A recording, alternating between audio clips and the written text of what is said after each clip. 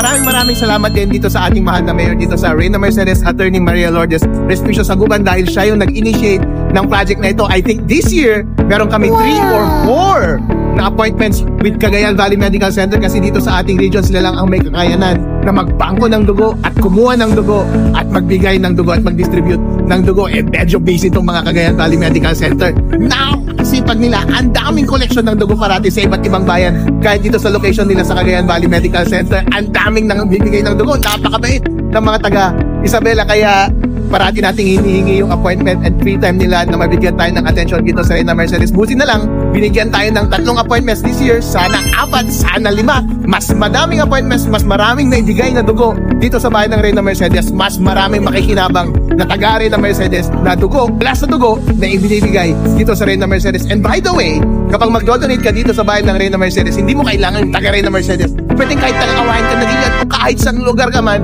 dito sa probinsya ng Isabela or buong Pilipinas or sa buong planet Earth, pumunta kayo dito, mag-donate kayo dito at may nilista ang inyong donation. At kapag kayo ay nangailangan, makipag-coordinate lang kayo dito sa RHO ng Reyna Mercedes at makikinabang po ang inyong pamilya at matutulungan nyo rin ang lahat ng mamamayan ng Reyna Mercedes. Kaya maraming salamat po sa pabor na ibinibigay nyo sa aming bayan.